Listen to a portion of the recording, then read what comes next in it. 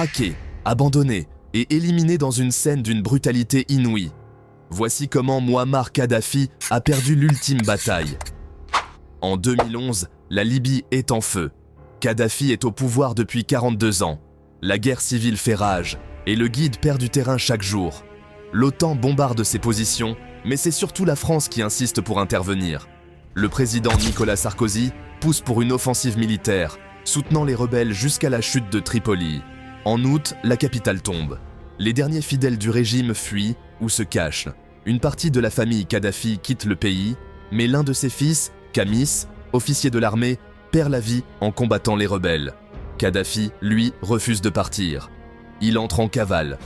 Pendant des semaines, il erre avec une poignée de loyalistes, se cachant dans le désert libyen. Mais le 20 octobre, près de Sirte, un convoi tente de fuir et est repéré par un drone français. C'est Kadhafi. Les rebelles l'interceptent avec les forces alliées. Blessé, l'ancien maître de la Libye est capturé puis lynché par la foule en furie. Cette scène choquante et brutale, filmée et diffusée dans le monde entier, provoque la sidération. Son fils, Moattassem, est éliminé le même jour. Avec l'élimination de Kadhafi, son régime disparaît définitivement.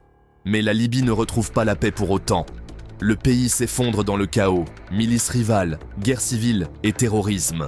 Jusqu'à aujourd'hui, l'État libyen est impuissant et le pays reste divisé. Mais l'histoire ne s'arrête pas là. Le fils aîné, Saïf al-Islam Kadhafi, après des années de clandestinité, se présente à la prochaine élection présidentielle, promettant de rendre sa grandeur au pays. En France, le nom de Kadhafi hante toujours la politique. En 2018, une affaire explosive éclate. L'ex-président Sarkozy est accusé d'avoir reçu des millions d'euros du régime libyen pour financer sa campagne présidentielle. La famille de Kadhafi affirme que le président a bien reçu l'argent libyen. Après des années d'enquête, Sarkozy est condamné en 2024 pour corruption et financement illégal de campagne. L'homme qui a fait tomber Kadhafi voit aujourd'hui sa propre carrière ruinée par Kadhafi. Son ombre plane encore sur la Libye et sur l'Occident.